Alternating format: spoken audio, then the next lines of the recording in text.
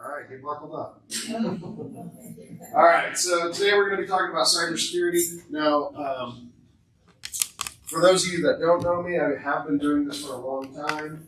I was previously started Secor Computer Technologies out of my basement. Similarly, TreeTop Security I also started. My wife and I should say, are the owners of the old Hayes Daily News building. So we're the ones kind of doing all the renovation and stuff there, as well as Cold Stone, yes. Only been asked that about 20 times today. Yeah, I've been doing this for a while. Also, actually about a week and a half ago, we had our annual cybersecurity conference in Kansas City that I'm also a co-organizer for. Yeah, I kind of do this a lot. All right, so what's that? I just asked them if I was in their way so that they could read what was on. Well, you didn't ask me. No, the ladies. Well, we don't. They're fine. The ladies. All right, so this is where you're at. We do have another talk. Is that later this week? You said that's Friday. Okay.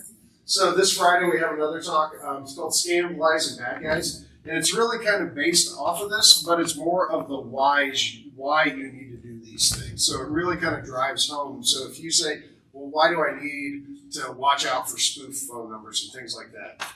Once again, free. We're doing it in the STEM space, which is also in the Hayes Daily News, the old Hayes Daily News building.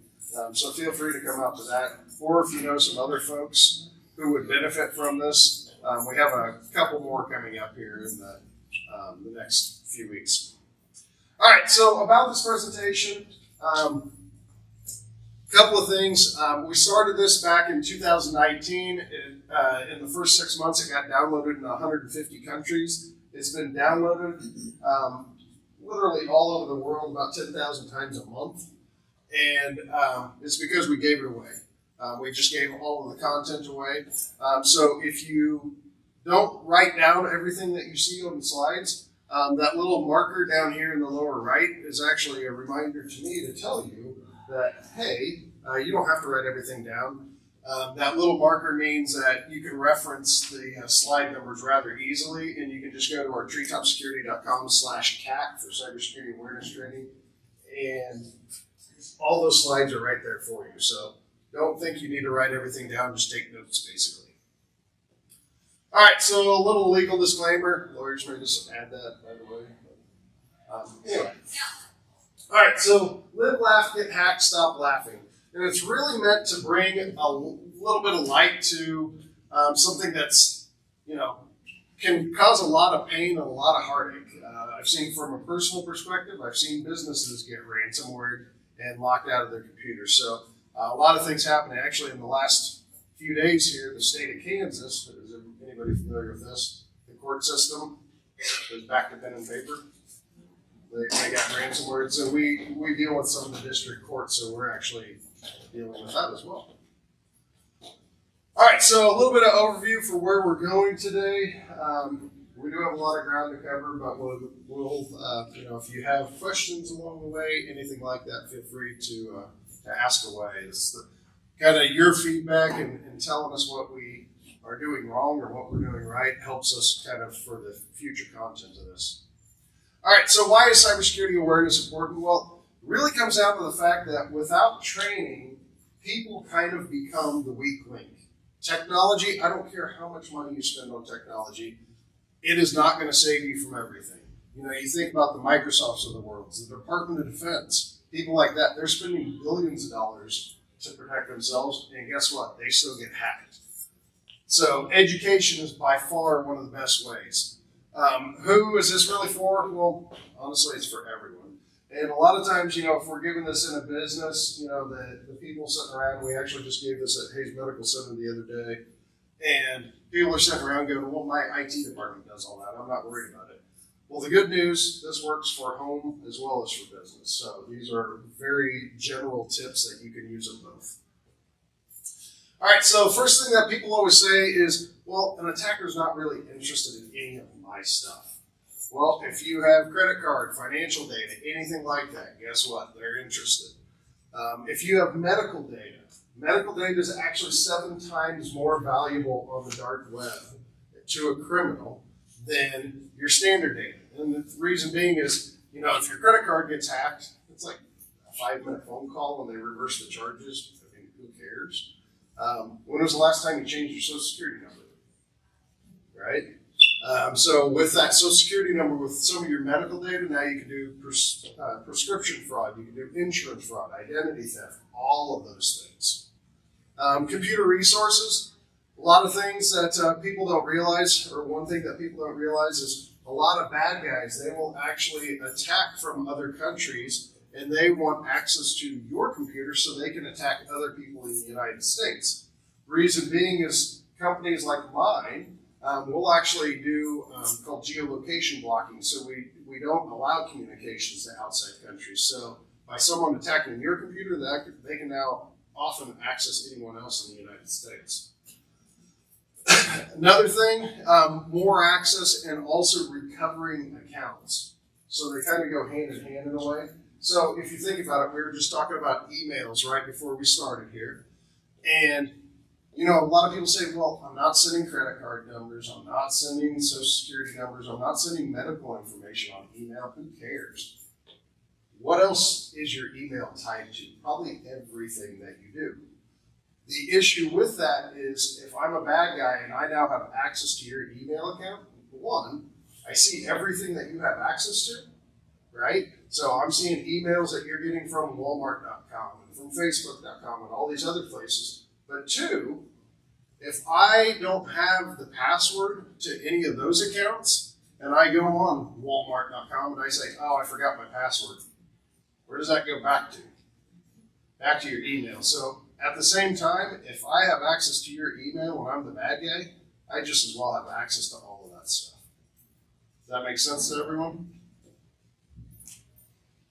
All right, so enough with the doom and gloom. Let's get into some ways that we can actually help ourselves. So the first one is backups. Now you may say, well, backups, that doesn't sound very cybersecurity-ish. But in reality, backups are really the only tried and true method for protecting against things like ransomware.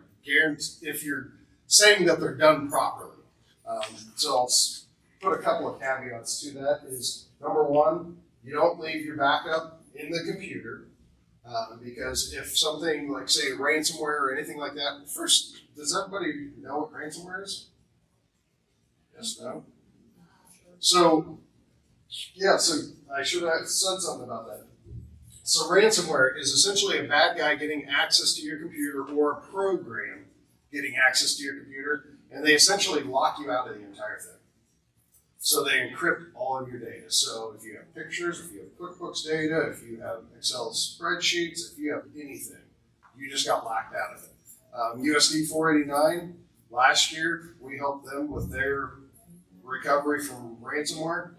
That was exactly what happened. So it happens to a lot of companies, big and small. Like I said, the Kansas court system just being one of the latest ones that I'm very, very familiar with. But anyway, so one of the only ways that you can protect yourself against ransomware, the other thing about backups is they're only as good as the backups themselves. So you need to make sure that you're able to restore from those. So if something does happen, it's not well, I hope that backup yesterday worked. We've dealt with that a lot, especially at C-Core, at TreeTop, where people are going, oh, we have backups for years. Well, good thing, because the last good backup was like 5 years ago. And so they're then trying to recover data from that. So what's been backing that long? Yeah, so great question. So actually we'll kind of talk about that, and that's a good segue into this first worksheet. So there's actually a number of different backups. The number one way, I guess, that people mostly back up to would be like a USB flash drive or something like that. Those are perfectly fine. Though, like I said, you don't want to leave those plugged in all the time. But then also, think of natural disasters, things of that nature. So if a tornado comes through, then people are going, well, I'm going to take my backup with me everywhere I go. And then if your car gets broken into, and people take that backup. So the easiest one is like Carbonite is one of the online services. It's about $8 a month, and it just works. Honestly, it's very hands off. It takes it to the cloud. A lot of people are scared of the cloud. I get it. The way that they're actually doing it is it encrypts it before it sends it to them. So if someone hacked into them, they have a big blob of data, and it means nothing because it's all encrypted. So, good question. So that worksheet number 1, it essentially goes into kind of a thought process of what is important to you.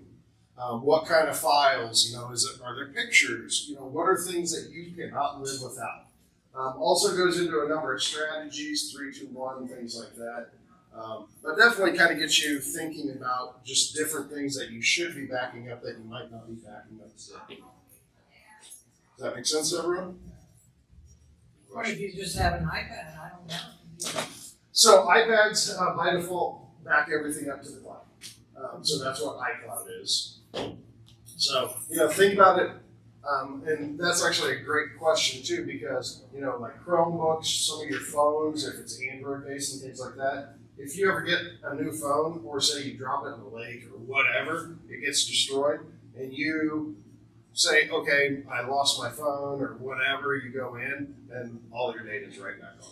So it's just syncing back from there. Unless you specifically turn it off, which some people do. Okay, if you have a cloud, then are you supposed to have this other program as well? No, the only way that you would need that program is if you have an actual computer or anything like that. Yeah. Okay, so this is a crazy question, right? No. Okay, No crazy so question. I gotta do it my cloud. How do I get it out? Yep, good question. And so that's something that you should actually walk through if you ever need to. Because, for instance, iCloud, you can actually log into iCloud on your Apple account, and you should be able to see everything there. So I use my Apple account. Yep, that's correct. Okay. Yeah, and I would definitely recommend trying that before something happens and you're going, well, what happened to the pictures from last year? Well, your storage was full, so now none of the last year pictures are there.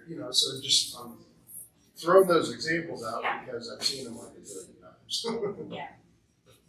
Does that make sense? And sometimes, I think I do some stuff, but I don't really know what. Yeah, that's right. Well, and that's what I mean. Yeah. It goes back to, this aspect of testing your backups. Test it and think about, you're thinking about the ways that you would need to restore that, and that's good. That's what you need to do, and you need to make sure that you can recover it before you have a problem.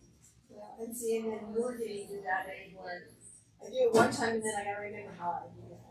I'm Well, just that's saying, right, right? yeah. You do. You do it once, and then you're like, how did I do that? So that's. Do you write this down? Oh yeah, Okay. absolutely. Okay. Yeah, most definitely.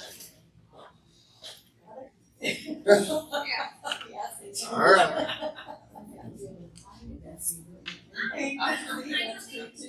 Good questions.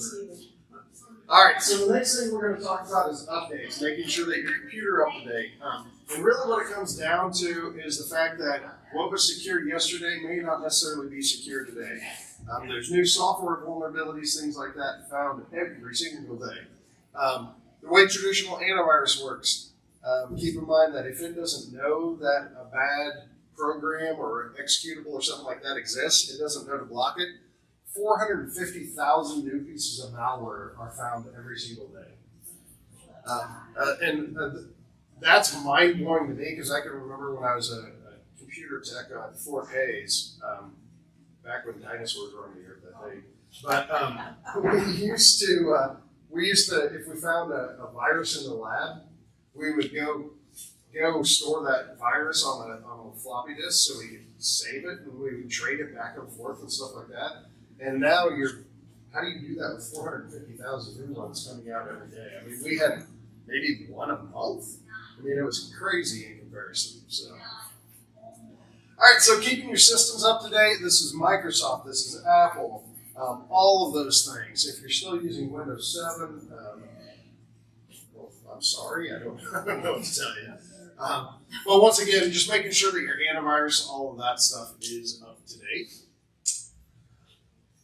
The big one that a lot of people kind of tend to forget about is your browser. Your browser is basically your portal to the world. So we need to make sure that that browser is up to date. If you ever see it in the upper right hand corner, if you're using Chrome, Safari, Edge, any one of those, it's going to pop up and say there's an update available. Make sure that you're doing those. Don't just put it off forever until it's too late. I have a question. Yep. No, you're fine. Is it ever gonna happen where they're calling you and saying you need an update? Nope.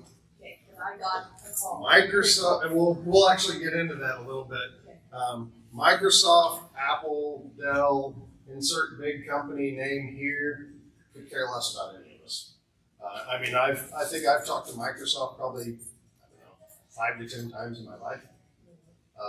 So they don't care enough. They don't watch our computers. They don't do any of that stuff, so they're not going to call us. Yeah, the NSA does, but that's a whole thing.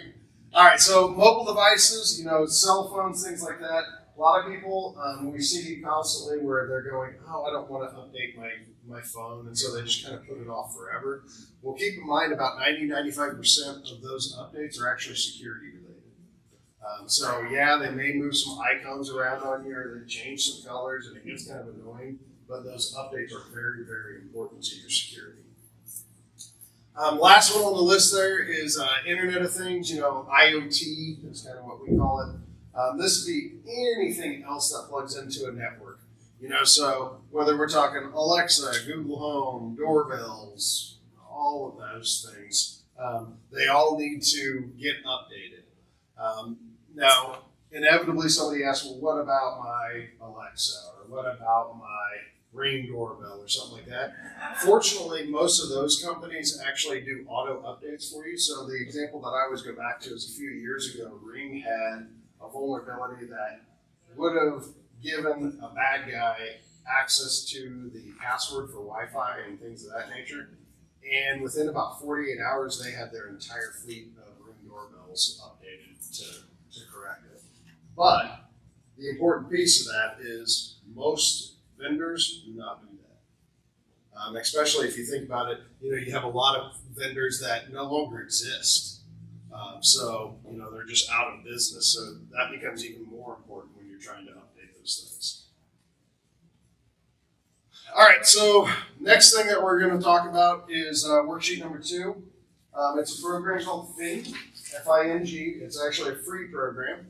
And what it actually does is it allows you to scan your network. It starts figuring out what other devices are on your network. The example that I actually use in there was for a local business.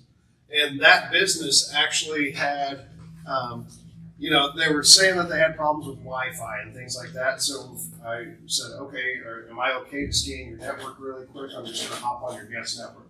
Well, if you look at the list there, their guest network should not have had access to their point of sale systems, their servers, all sorts of other things. Very, very powerful tool, even if you don't think it is, or you think, oh, well, it's free, it can't do anything.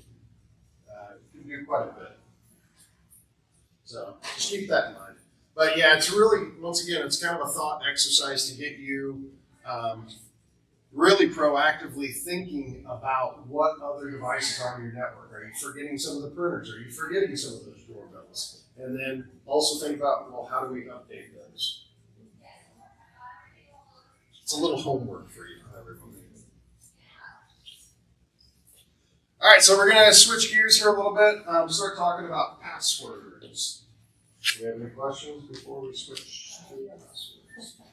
Yeah, everyone knows. All right, I'll let you read the little message there about the dog. People for whatever reason, is really tied to their passwords. I don't get it. I've never understood it, but they do. All right, so managing those passwords. First and foremost, keep your passwords in a secure location. That oftentimes when we do security assessments and things like that for businesses, there are 3 places we look: on the monitor, under the keyboard, in the drawer. If that just described you, you're not storing yours in a very secure place. Now, the other thing is, don't store those those passwords in clear text on your computer, which is like Word, Excel. Keep in mind, if a bad guy ever gets access to your computer, they want more access. So if you have all that stuff just kind of in the clear on your computer, guess what? That's the next place they're going to go, whether that's your bank account or wherever else. Utilize a password manager, also called the password vault. The one that we recommend is Bitwarden. Some other folks have used LastPass. LastPass has been around for quite a while. They've had some issues here recently. That's kind of the reason why we don't really recommend them. But not to say that they're bad. They're just not recommended anymore. So some benefits of a password manager: allows you to have one strong password to access all of your other passwords. Now you may say, well, that's really counterintuitive, but if you think about it, you have one long 25-character password to get into your password vault, and then all of those are just gibberish. That's what you want. Make sense to everyone? We'll talk quite a bit more about passwords here. So some password tips: make sure that you're not using your children's names, sports teams' names. Surprisingly, Chiefs and Broncos are pretty popular around here for that reason. As I mentioned, separate passwords for every single account. And you may say, well, geez, I have hundreds of them. Yep, I get it. We have thousands of them, and we still use password vaults. So. Next thing we'll talk about before we hop back into kind of the password vault stuff, or talking more about passwords, is using passphrases. And so, a lot of people say, oh, these passwords are impossible to remember. Well, the issue is that we did this whole uppercase P, lowercase a, uppercase V, 6, these crazy passwords, when in reality, the complexity doesn't really add to the strength of it. Instead, what we should be talking about is nice long passwords over 15 characters and ones that are fairly easy to remember. So if I would have told you, I have a great 25-character password and it's super easy to remember, you would have told me I was nuts.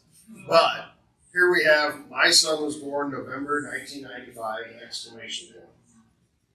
That's pretty dang easy to remember, even if you're like me and I don't have a son, so it doesn't really matter.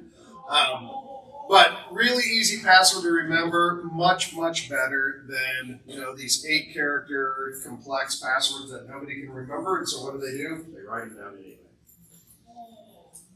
So here's some top 20 passwords by rank and year. I'll let you kind of look through those really quick. 1, 2, 3, 4, 5, 6 is still number 2. Passwords number 1.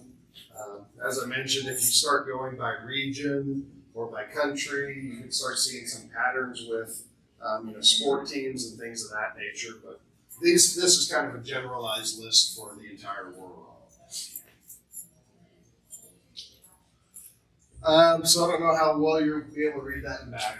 But it's really just kind of a chart, a table, to show you the importance of password length versus the complexity. So if we go up here and we're talking about an 8-character password, which is kind of your standard, and you're going all the way over here to uppercase, lowercase, complexity, the whole 9 yards, that password can be cracked in about 39 minutes. Versus, we talked about at least 15 characters. If you did 15 characters and you did that same thing with that complexity, you're now up to 1 billion years. Length is all that matters in that scenario. Just the whole complexity piece just doesn't add a lot. Even if you got to that 15 characters and say you just did upper and lowercase letters, you're looking at 3 million years. Yep. Always wants to generate the password for you that you'll never ever remember any of the time. And it's very short, and do you recommend those or not? So you would want to use at least a 15 character, not something short. If it was set to, say, 8 characters, it's because someone changed that in defaults. Yes, by default, I think even from years ago, LastPass was 12 characters now. Now, if you switch to, It was. is there an easy way of doing that, or do you have to go in and do each? You can export your LastPass vault and then re-import it into Bitwarden. I tried getting that one, it was unsuccessful. You were unsuccessful? What was the problem? I couldn't get my computer to create a CSV file. CSV? CSV. Yeah, it's just a comment limited. So if you're in LastPass, it's just an advanced settings, you go to export, and it just pulls that CSV. So then from there, you can actually turn around and just re-import that right back into Bitwarden. Now, the one thing I'll tell you, especially if you're ever thinking about doing that, don't leave that file on your computer forever. The reason being is just like what we were talking about. Bad guys, if they get access to your computer, the first thing they're going to look for is, I think it's called LastPass_vault or something. I mean, it's something that is not terribly difficult to recognize what it is. File, I mean, it just, I don't know if you can create, that's what raised me a lot. It probably went to your downloads because it would have been in your browser.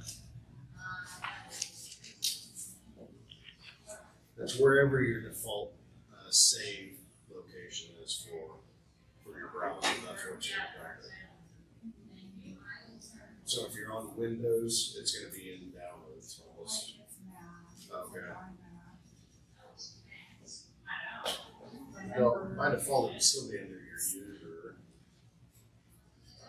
I don't remember where Safari dumps it by default. That's what I was trying to stop using Safari and, Using Chrome instead.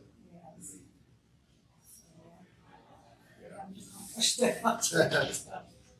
Yeah, anytime you make a change like that, it's a little painful. It really is. But those companies want it to be painful. They don't want you to leave. You know, the ugly truth behind it. All right. Any other questions on password length? I have one more question. Yeah, go for it. When you use a phrase like that, Yeah. do you use that for So that was let's go back. So useful when passwords have to be typed in. So computer login, if you're logging into your computer, that would be one time because you can't use a password vault to log into your computer. Or if you're using it for the password vault itself, would be another time that you want to use that nice long one that you can remember. But then obviously once you're in there, you can store a password for whatever. So if you're at your bank, you might not even know what that password is, and that's okay. It's just kind of a mental hurdle you have to get past. What if you put a password in, you know, like you're in some company or something, and it asks you to, do you want us to save this? Yep. What is it? Which program is asking you to save it? Chrome? No, I don't have Chrome. Edge? Safari? Yeah, Oh, Safari. So that goes back to this guy. So for saying utilize a password manager, you know, we recommend Bitwarden, KeyPass, LastPass is okay. Chrome and you'll notice Chrome and Apple Keychain both kind of have that question mark to them. And the reason being is that while it looks very, very similar, what it's doing kind of under the hood is very different as far as how it's syncing your passwords and stuff and actually storing those for you. Are they better than nothing? Yes. But keep in mind, like we were just talking about with your iCloud and storing things, so you get a new phone and you transfer all of that data there, and all of that stuff just kind of comes with it. Kind of the same thing. It's there for convenience. It is not there for security. But yeah, it doesn't. It looks eerily similar to what a password manager does, but it's kind of one of those things that under the hood, it's just night and day difference. You know, I'm asking them phone all the time. Mm-hmm. And so I'm thinking, okay, if someone stole my phone and they tried to get into some app on my phone and it says, Google comes up, do you want me to complete this for you, autocomplete? They got it all, right? So we should really say no to all that, right? Unless you're using, so the password manager does the exact same thing, but say after you would exit out and come back in, it would automatically ask you, okay, you need to authenticate that very first time before it starts auto-populating that stuff, versus a Chrome and an Apple and some of those. And keep in mind that your password managers, you can install it on 20 devices. So if you want it on your tablet, your phone, your browser, your Windows computer, it can sync across all of those.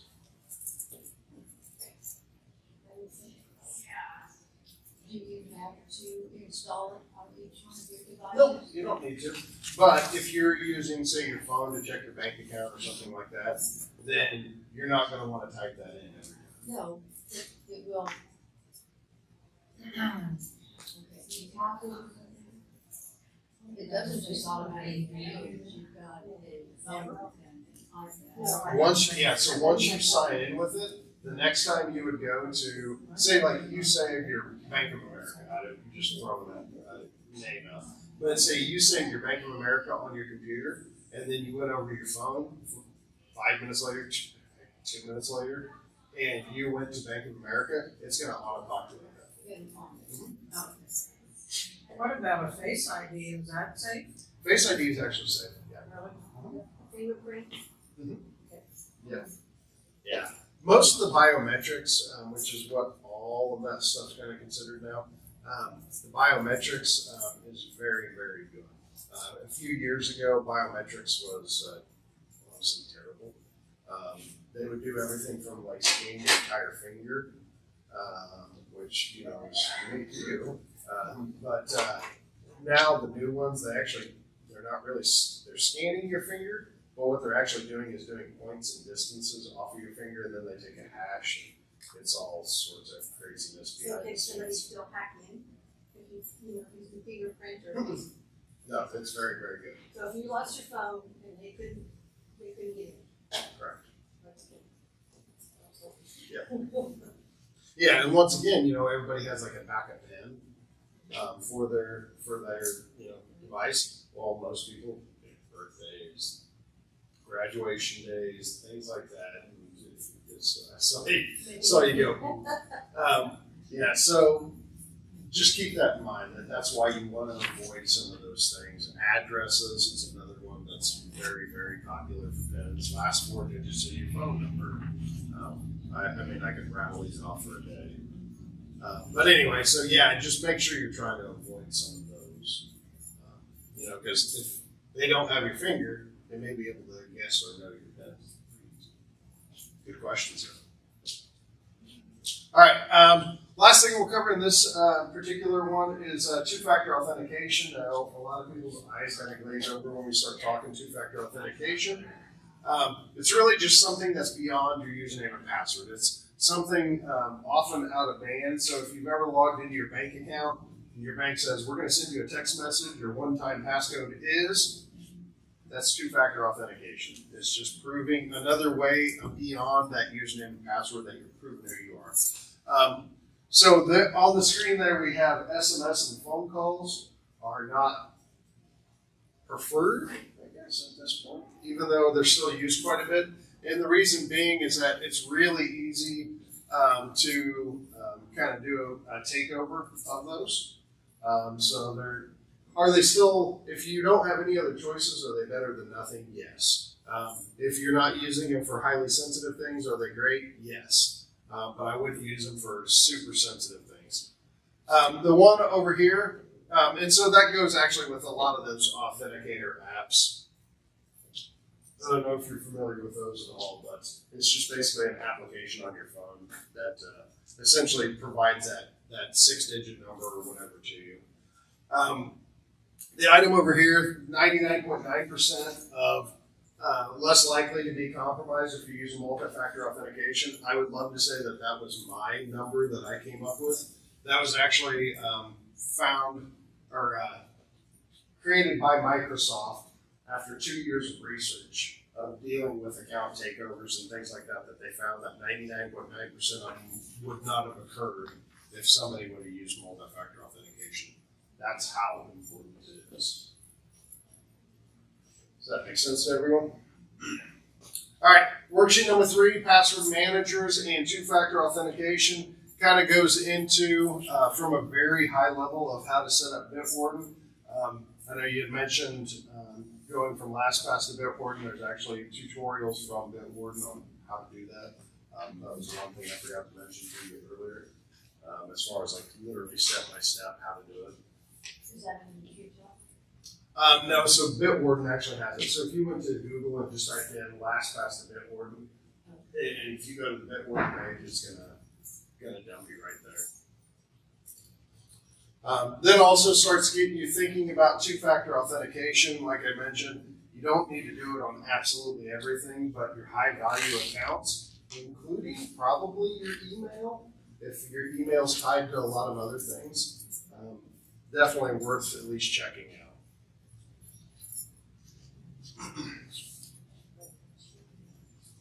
All right, so next we're going to talk about links and clicking and things of that nature. We'll kind of go over all of these things, but the main thing on this particular slide is just remember that links don't just come via email. So a lot of people kind of always go back to email because that's what we just think of. But in reality, you have social media. If somebody has ever had a friend whose social media account was hacked and it said, hey, check out this video of you. I mean, that's pretty dang common. SMS, iMessage, you just mentioned that you received what is it, FedEx or who? Post office. Post office, yeah. You just received a fake message from them. So, keep all of those other things in mind. It doesn't just necessarily come through email. All right, so this should be a fairly easy to recognize scam, kind of spamish, actually.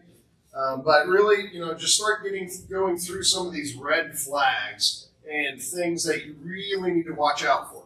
And the reason why we bring these up on each and every one of these that we go through is because it's really more of a mindset. It's a systematic approach to how you approach these. And making sure that you're identifying it, you're thinking through the entire process to see if they're real or not. So we're looking for strange wording. Here's an email address, it's online_pillshop 5HFAL@pharmacy.canada. Yeah, I don't get a lot of things from them. But, just a lot of things. Is this an expected email? Is that link? Does that look a little interesting as well? So a lot of things about this, like I said, should be fairly easy to recognize.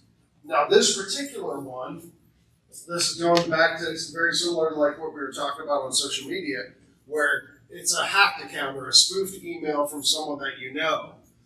So, the email address is okay. The name is okay. Kind of an odd signature, but is this an expected email? If you haven't received an email from this person in 5 years and all of a sudden you get an email that has nothing other than a link and hello and the person's name, that's a little weird. So, keep that in mind. The other thing that we start kind of talking about is that .fr. That is a country code.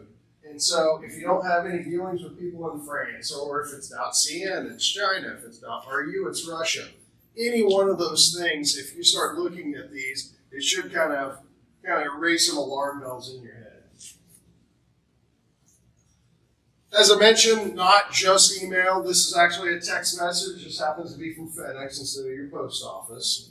But FedEx, that's probably a little bit difficult to read because it's even difficult for me to read over here. But that daerz.info, if FedEx is going to send you something, it's going to come from FedEx.com. If the post office sends you something, it's going to come from USPS.com. It's not going to come from some random domain. So a lot of times we do see where these are customized. Was the one that was sent to you customized or not? Did it have your name in it? I don't remember the name of my text message, Yeah, but so what I'm saying is a lot of times, a lot of times they'll pull your name and number out of a database from someone that got breached, and then they just spam everyone and send the same thing. So it's really easy to change that name. So don't just see that and go, oh, yeah, that's me. Okay, click. So just keep that in mind. Is this an expected text? If you haven't ordered anything from FedEx or that would arrive via FedEx, then guess what? Might not be that normal for you. Have you ever received a text message regarding that package before? A lot of times people haven't. I know I might get like 2 text messages a year from very high dollar orders that I have, and that nobody else. So yeah, just some, like I said, some red flags that you can start looking at as you go through these. So the next thing we're going to talk about is hovering. Hovering is your best friend when you're dealing with a lot of these things. And the reason being is that blue text that you see in your links and things like that oftentimes can be something completely different. So if you're looking up here and you're looking at that TreeTopSecurity.com and you just hover over that, it's actually going to show you that it's evil.com. And that's really, really easy to do. So don't just assume because this says something, that's necessarily where it's going to go. So you just hover over it, you take your mouse, move it over there, don't click it, and it's going to show you whatever it's really going to. Now, a couple of things here. First, if you're on mobile, you may say, well, I don't have this mouse thing you're talking about. So if you're on your mobile, if you're on a tablet or anything like that, you can actually hold down that link and it'll do, it's called a long press. I still call it hovering for whatever awful reason. But so you hold down your finger on it and it actually will bring up a menu very similar to this and actually show you where it's going.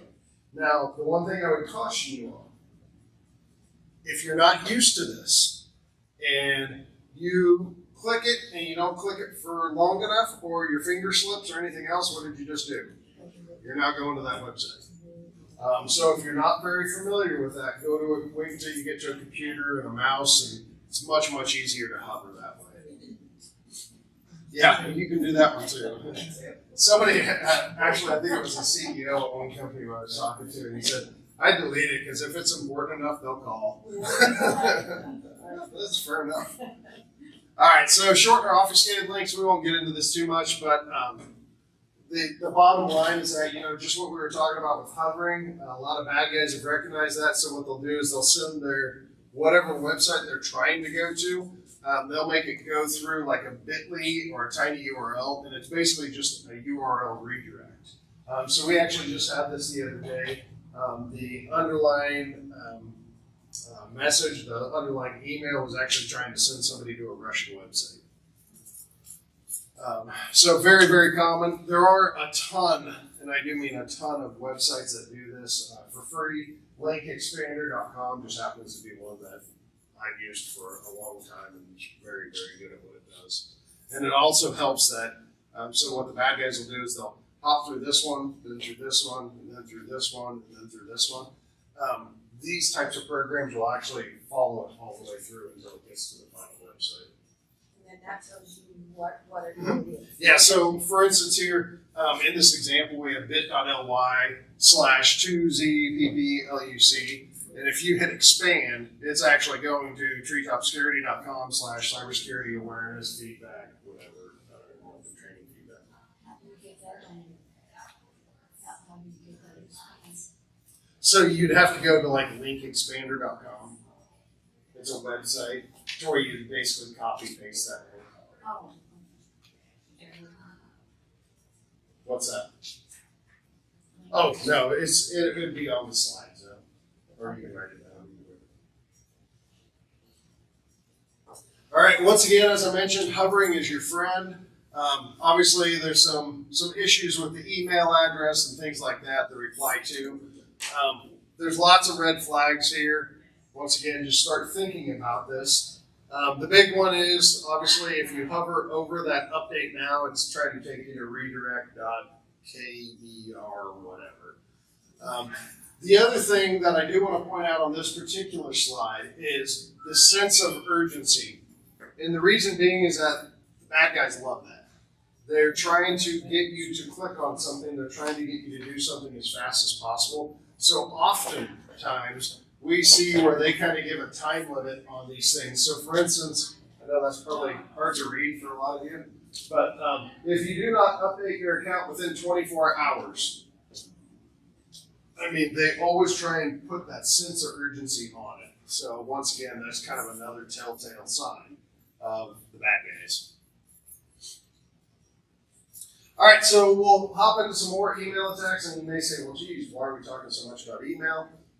94% of malware is delivered by email. 1.2% of all malicious emails of all emails are malicious. And that equates to over 3 billion phishing emails every single day.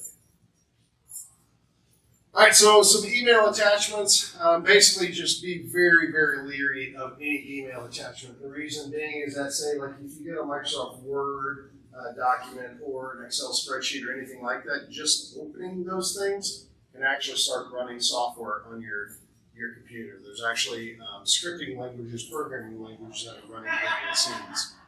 If you ever come across any macros, just don't click them. A lot of times it'll say, enable content or something like that. Just don't ever do those. Like I said, if you're ever in doubt, just don't even do it. Once again, the example I would use here is, a few years ago, my dad just sends me an email out of the blue, has a single word attachment to it and nothing else. And so I'm thinking, there's no way I'm opening this. And I call him and I was like, did you send me an email? Oh, well, yeah. He's like, without saying anything? Oh, I figured you'd know what to do with it. I was like, no. Absolutely not. So, yeah, right? All right, so business email compromise, we won't talk about this too terribly much, but used a lot, and anytime you're transferring any kind of money, we deal with a ton of these. A lot of times they'll use, like, say, a spoof domain. So notice here you have Microsoft.com. Right next to it, you have Microsoft.com with a 0 instead of the O. And if I capitalize all of those and I'm the bad guy, that becomes really difficult to see. Also, we see a lot of compromises of third-party accounts. So once again, may not necessarily want you. Maybe they want access to your kids or where you work or something like that. So it doesn't necessarily just have to be, that they're attacking you per se. That's just a business email compromise. Like I said, we work these probably several a week, as a matter of fact. We just dealt with them. So yeah, don't fall victim to those. Some other email scams. What are the bad guys after? Gift cards. We still see where a lot of people, they'll go to Walgreens or Walmart or something like that trying to buy gift cards, whether it's Apple or whatever. So those still happen all the time. If somebody's ever asking you to pay them with Apple gift cards or anything like that, it's probably a scam. Pretty darn good chance. Once again, possible signs, that sense of urgency. Has this ever happened before? And just keep in mind, the bad guys, they really have no, it's kind of limbo. There's no limit to how low they will go. In another talk, actually, that scam lies of bad guys, I actually talked about a funeral scam that we've seen several times where the bad guys are combing obituaries and then going after elderly relatives, saying that the son or daughter got a DUI in this state and don't call the family, they're ashamed. And so it's pretty nasty, but all they're doing is just combing the obituaries. It's horrible, horrible world we live in sometimes. All right, so some other scammer favorites. Right after COVID came out, we started seeing phishing emails. Right after Queen Elizabeth passed away, we started seeing phishing emails related to her death about a day later. They had them all queued up and everything. They were ready to go. With that, if you're dealing with seasons, so right around Thanksgiving, right around Christmas time, you see a lot of phishing emails that are related to canceled orders, to delivery failures, things like that, because they know that we're doing a lot of that, and maybe you don't remember some of those things that you ordered. Right around Actually, it starts about March usually. Sometimes I have seen it start in about February, where they start sending out some things related to taxes. So they'll start saying, "Oh, well, this is the IRS. We need to process your refund, but you need to send us, your credit card so we can do this $20 fee." So just really, really common. Just be aware that they're looking for those certain points of opportunity to try and scam you. All right, so this happens to be one of my favorites. I don't know, but this happens to be a website called "Have I Been Pwned?" and it's used by law enforcement quite heavily. It's 100% legit. What it is the gentleman that runs it you can type in your email address or your phone number and find out what breaches you've been a part of. If you've had your email for more than 6 months, you will almost certainly be in there probably multiple times. The one thing that I would caution you on is if you go in there and you see that you were part of a breach that had usernames and passwords disclosed, so very similar to that LinkedIn example that I have there. But if you find out that you were part of a breach where your usernames and passwords were exposed, start thinking about what other websites you use that exact same set of usernames and passwords. Because that's what the bad guys are going to eventually do. They're going to look for other things that, okay, she was part of the LinkedIn breach, and this is her username and password. And people don't ever change them. So years later, you can go to their email, they type in the username and password that they found in that same breach, and boom, now you're an email, and we have all the other avenues that we talked about. You look scared. She's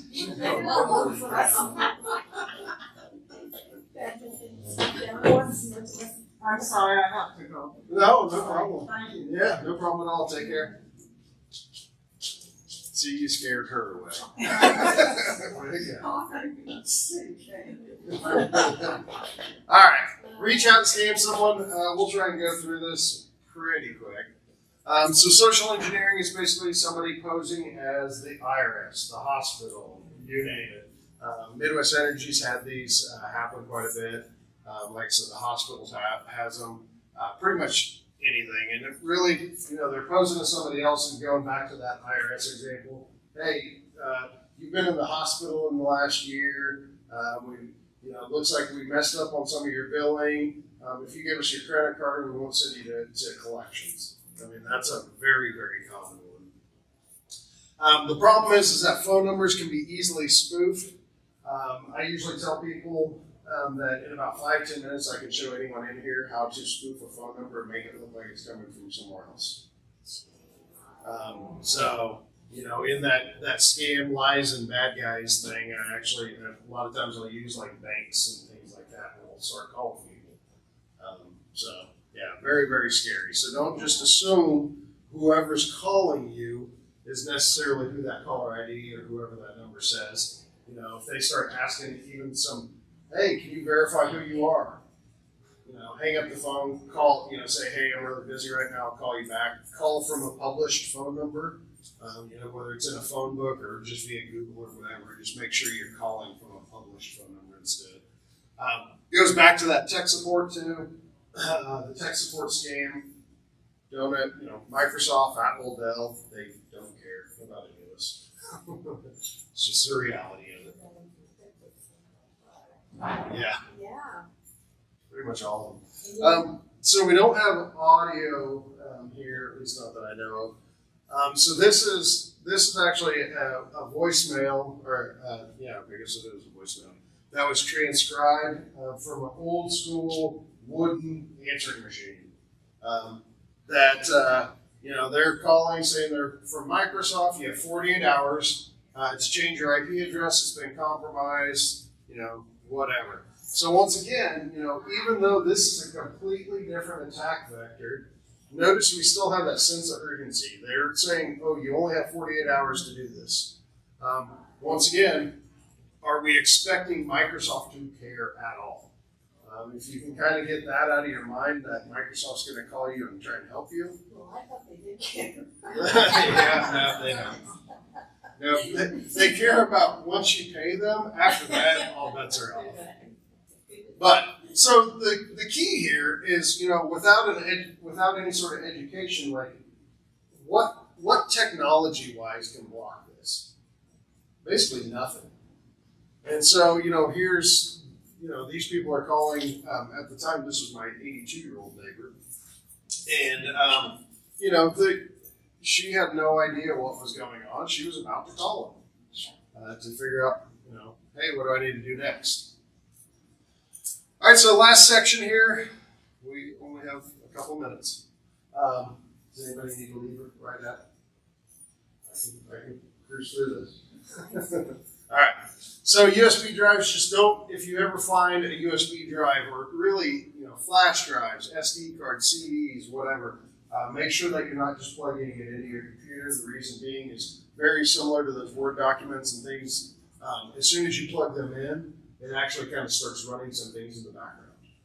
So unless you know exactly where that came from, just don't ever plug it in. Encryption, we won't go into this too terribly much.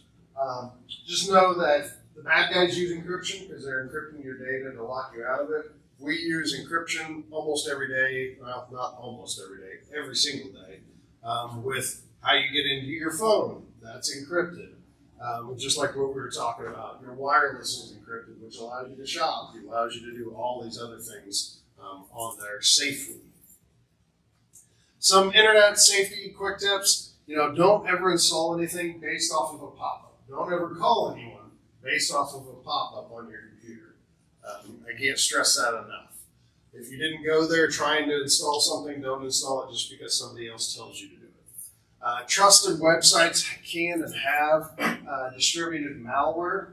It's actually called malvertising because they're distributing most of that malware through advertising feeds on those websites. So it's not necessarily those websites, but they happen to just be the conduit for it. So people used to always think I was throwing kind of the local news under the bus because we used to see these quite a bit through some of those good local news outlets. But the reality is you have the Wall Street Journal, you have Forbes, you have ESPN, you have Yahoo.